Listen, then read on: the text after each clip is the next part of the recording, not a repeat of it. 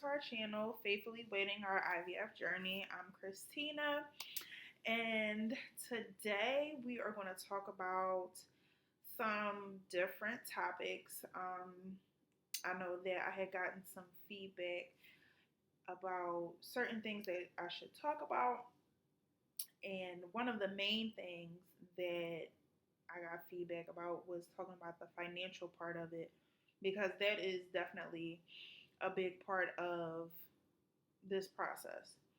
So when we started this process, I knew that my insurance probably wouldn't cover much, if anything at all. And come to find out, nothing was covered.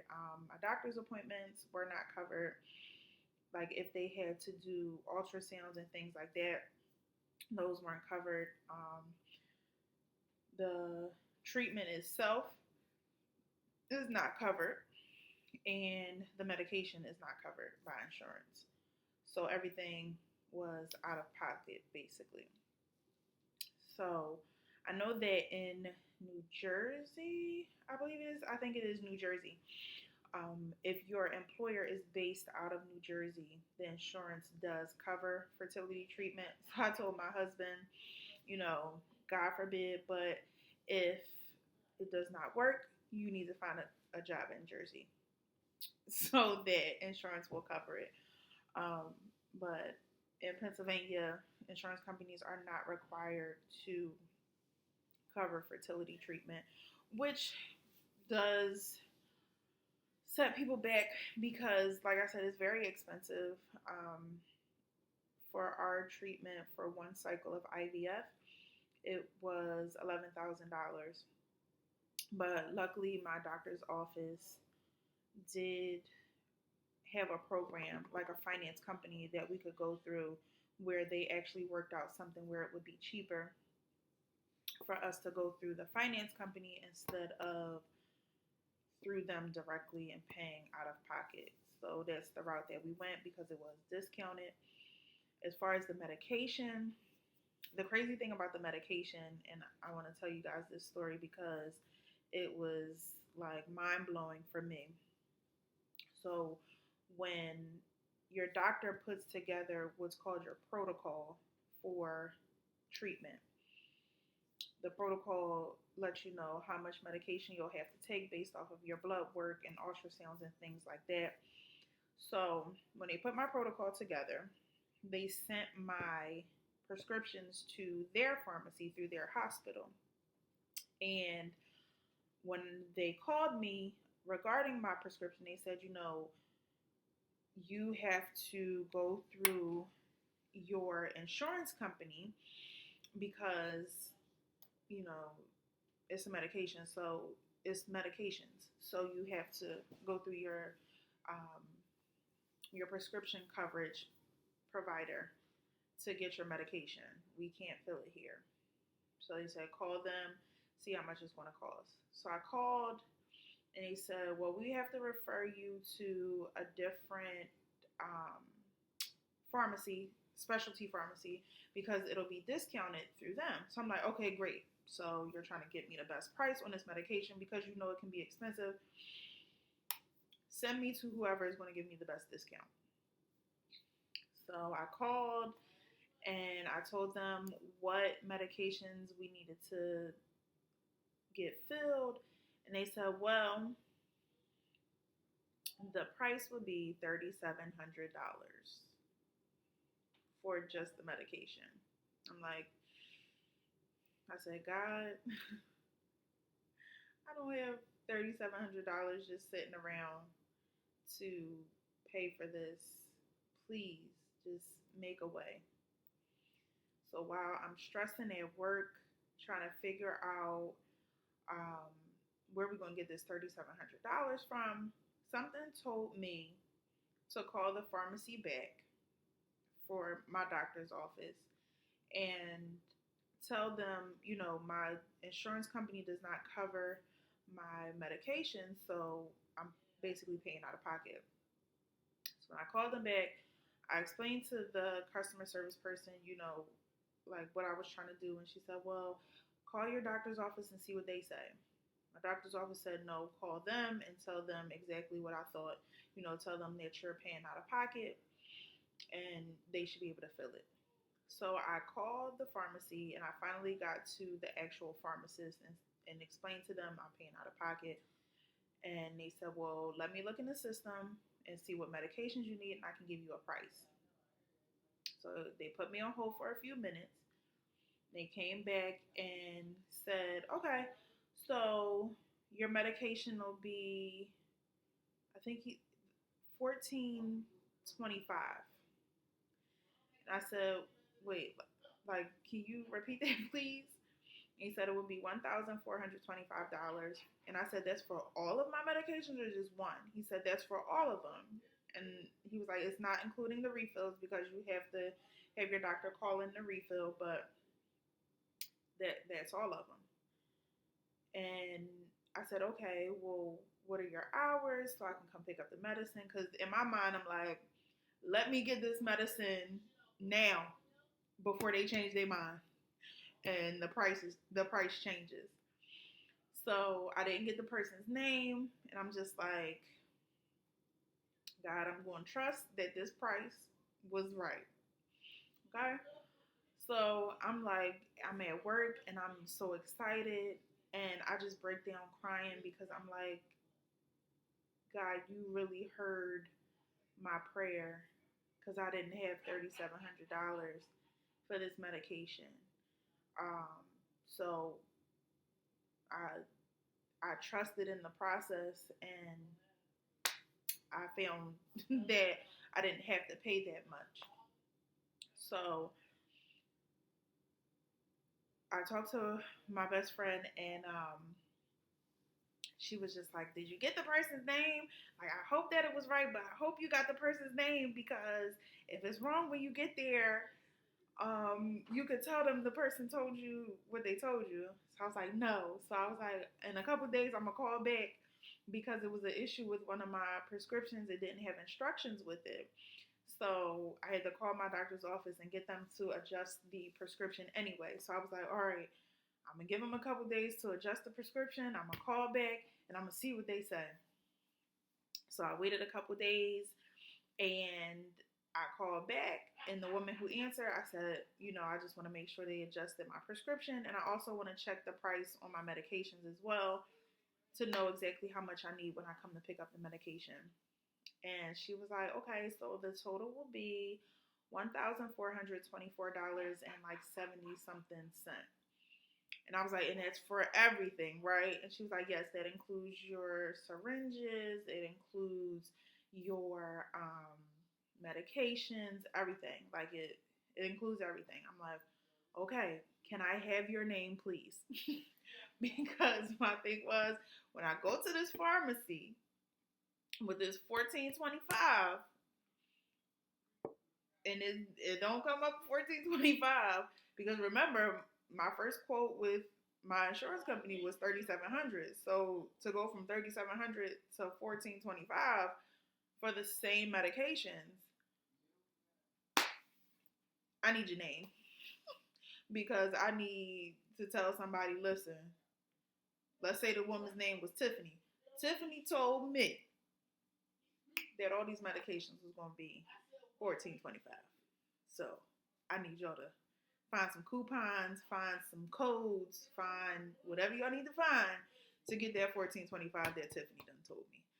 Her name wasn't Tiffany, but I don't remember what her name was. But I need y'all to find them codes that she found, put them in the system, and bring it back down to $14.25. So when I picked up the medication, I was like, okay, I'm here to pick up my medication. Last name is Jones. Gave me my medication, rung it up. Okay, that'll be $1,424 and something cent. I said, okay. So it was right.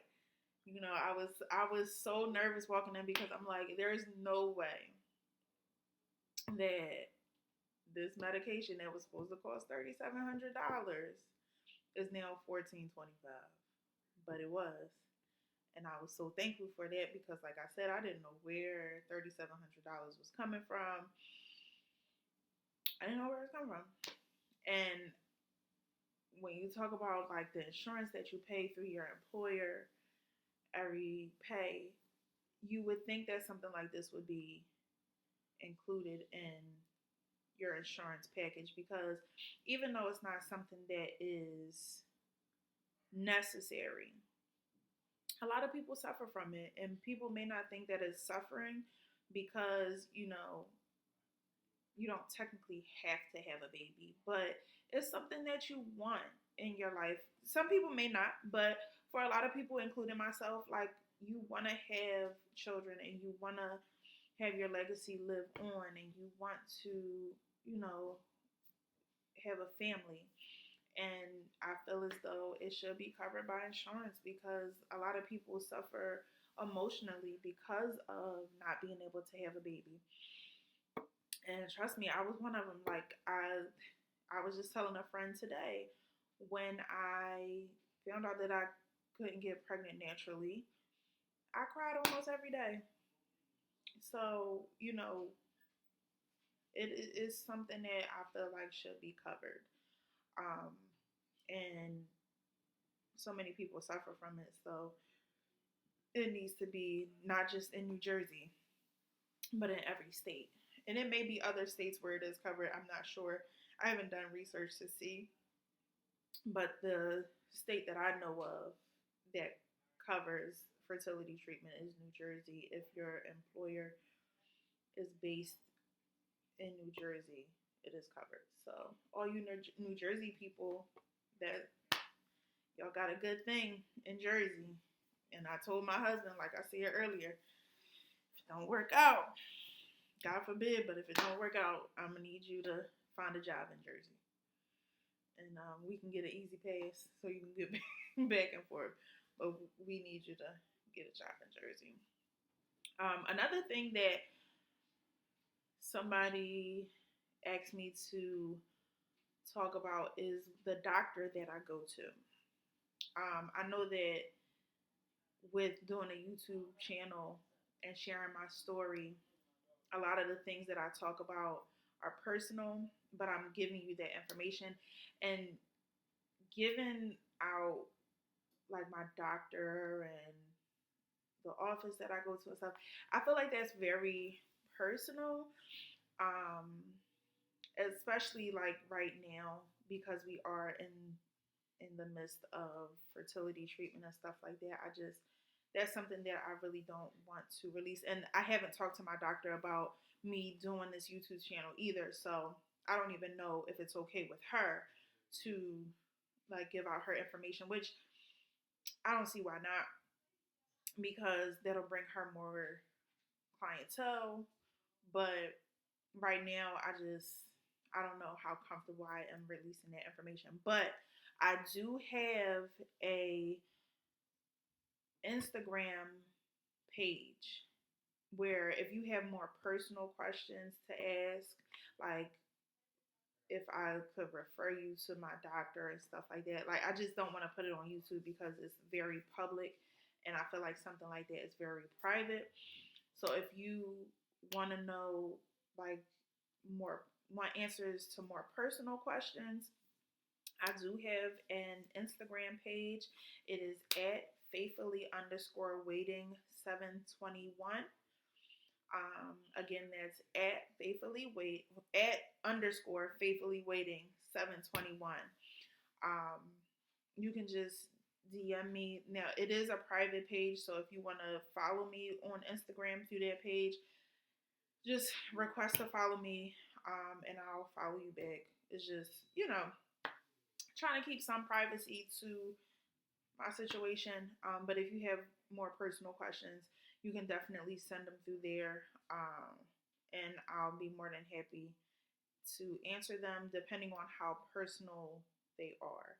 If I feel like they are too personal, I will let you know. Like, I'm not comfortable with answering that question, but just shoot me a DM and I will review the question. And, it may be a question that you may not want to put in the comments on this video or any of my videos, but if you send it through a DM, I can answer the question on one of my videos without letting everyone know who asked the question or what have you, because some people may have the same question and just don't feel comfortable asking, whether it be in a public setting such as the comment section or even in a private setting such as my DMs.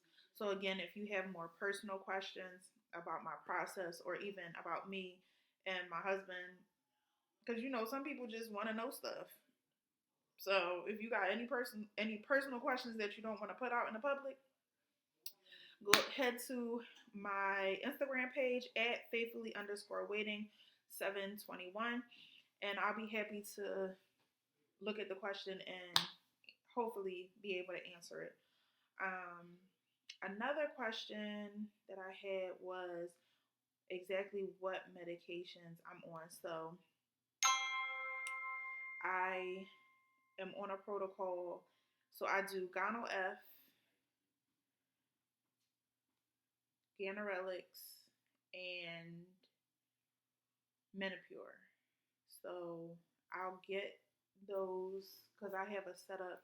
I don't know if you can see it in my background.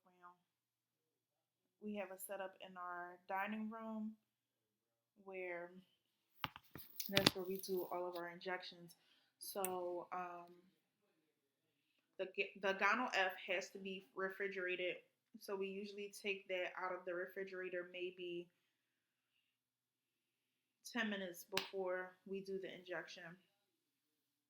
We will take it out of the refrigerator about 10 minutes before so it can get room temperature, because they do say to let it be room temperature. Menopur is 2 vials that you mix together, and Ganirelix comes already loaded into your syringe, so it's easy to administer. So let me get those so I can show you, and I'll also show you the trigger shots, because those are, I'll just show you all the medications because it'll give you a better view of what our protocol is. So give me 1 second.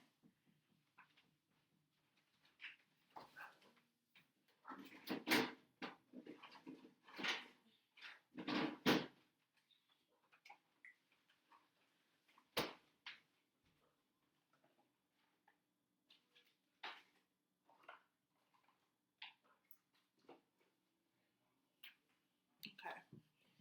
So sorry I'm not set up, but this is real life, and sometimes you're not ready, but bear with me, So this is, and I'll do videos when I do each injection just so you can see how it goes. So this is the Gono-F pen. It looks something like an EpiPen.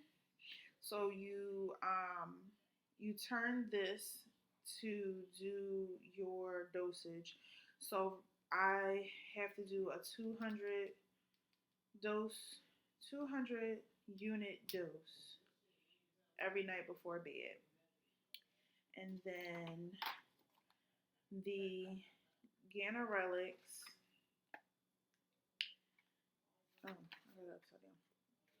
the Ganirelix, like I said, is already loaded into the syringe.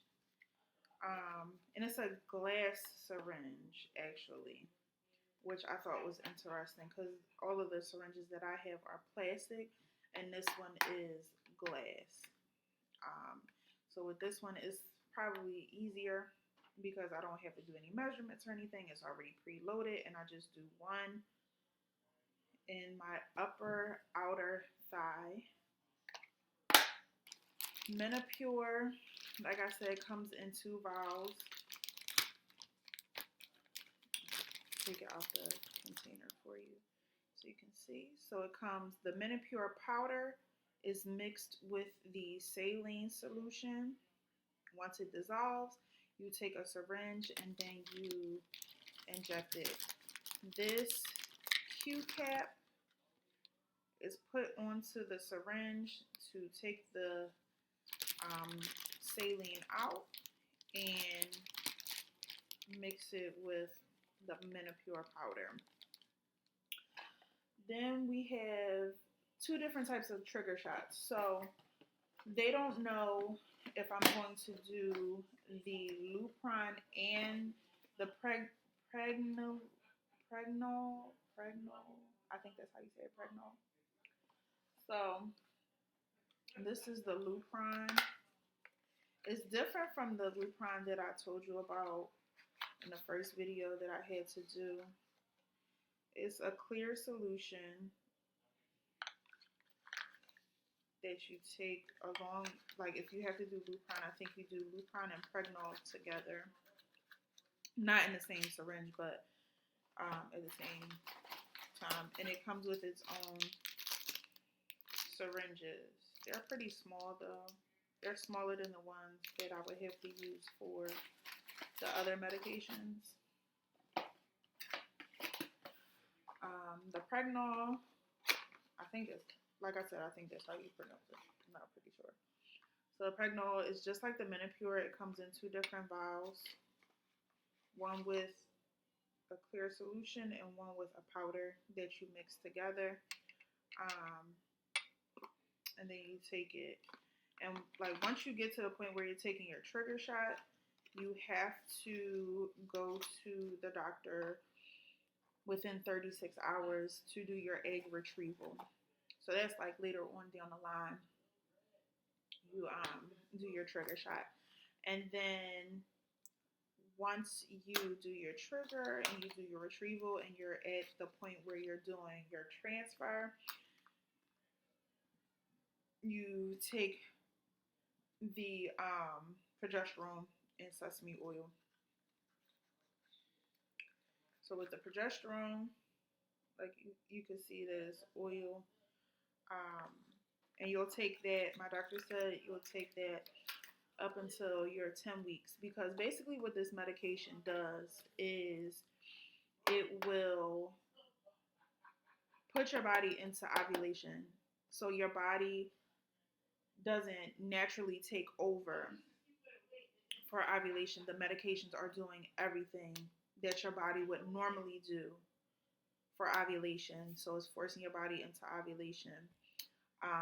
And then once they do the transfer, the progesterone technically is not being generated naturally through your body. So you have to put the progesterone in until about 10 weeks when your placenta takes over and does everything that it's supposed to do at 10 weeks. And then at 10 weeks, that's when they release you to your OBGYN for your normal OB appointments. And, you know, baby's here in 9 months. So, yeah, that's pretty much what my protocol is. We start with the Gonal-F. And like I said, I'll do videos for every injection or every medicine that I do. Like I'll do a new video for each medication, just so you can see how it's done.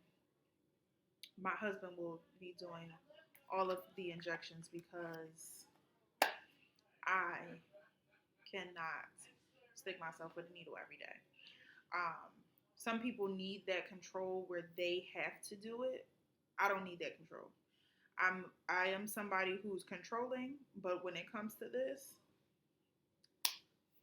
take the steering wheel, you drive this car, because I don't have the capacity to do that. And my husband, he's very like you might be able to hear him in the background. He's a very like lighthearted, like likes to make people laugh. So I feel like I'm more comfortable with him doing it, because he'll try to make me feel more comfortable about it, because my anxiety goes through the roof. So I would prefer for him to try to help me laugh through it instead of being so anxious about it. So that is where we are. The next video, the next video will probably be very short. Like this one was a little long because I covered a lot. Well, the next one will probably be short because we'll be getting into the actual process. And that's another thing that I wanted to touch base on before I end this video. A lot of doctors' offices may be different, but for my doctor's office, the way that they do things is first you do a nurse consult. So the nurse consult is basically they put your protocol together and they show you how to administer your medications. So we've obviously done that because we've filled our prescription and what have you. So they go through the date for your first injection, and they tell you exactly how much you need to do. They tell you when you need to do it, pick a time of when you want to do your injections, things like that. So that's the first appointment. Then the second appointment is your baseline appointment where they take all your blood work and ultrasounds to make sure everything is what it's supposed to be, and make sure that your body is ready for it. Then and that's when they take you off of birth control, because that's the first medication you take is birth control to try to get your cycle lined up with their timeline of how they want things to go. So once you come off of the birth control, then you should expect your menstrual to start, and you go for a mock transfer probably before. I'm trying to think. Did they say it was before you start? Sorry, like all of like I think it's before you come off of birth control. Yeah, it is before you come off birth control. So I had that mixed up. So before you stop birth control, you go for a mock transfer.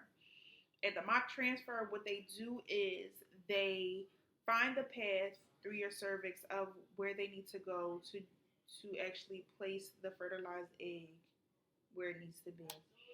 And then after that, you go for your baseline appointment, and that's the day that you stop your birth control. And then 3 days later, you start your injections. They say that you should expect your menstrual cycle to start because you're coming off of birth control. And then you start your medications. 2 days after that, you go to the doctor's office to do blood work and ultrasound. And you go to the doctors every 2 days until they feel like you need to come more often because you're getting close to your retrieval date. And then when they feel like your follicles are big enough, they will let you know, okay, at this time, you need to do your trigger. And then 36 hours later, you need to come for your retrieval. And then they watch your fertilized eggs for 3 to 5 days, depending on how things go. And then they will schedule your transfer based on the results from the retrieval and the eggs being fertilized. So I just wanted to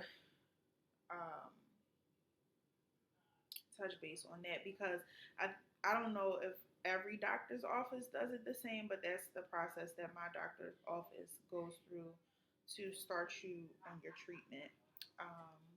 So we're just right now waiting for our mock transfer, which will most likely be the next video. It'll be the mock transfer, and then that'll probably be a short video because I'm probably not going to do any videos in my doctor's appointments until we do like the retrieval and the transfer, and then our first ultrasound when I'm pregnant. So yeah, the next video will be the mock transfer, and then after that it'll be videos on our injections. So that'll be our our timeline for our videos. But again, if you have any personal questions that you don't want to put in the comment section, please, please, please follow our Instagram page at faithfully_waiting 721. DM me, friend request me. Um, yeah, I'm here for any questions that you may have. I appreciate all the love and all the outpouring of support that we've gotten so far, because this is not just my channel. You guys will meet my very very spirited husband in one of my later videos, because like I said, he'll be doing the injections, and I'm pretty sure he'll try to put a funny spin, which is fine, put a funny spin on whatever he does on this channel. So, this is both of our channel, and he'll probably that may be our next video, is him introducing himself to you guys, because I think that'll be a fun video for you guys to meet him. And so this is what we'll do. Send me questions, and we will do a Q&A video next with me and my husband. I'll introduce you guys to him, and you can meet the lovely Mr. Jones. But thank you guys for watching. Like I always say, please like, subscribe, and share. And thank you for watching Faithfully Waiting, our IVF journey. We are faithfully waiting for our bundle of joy, and I hope that you guys are here waiting with us. Have a good night.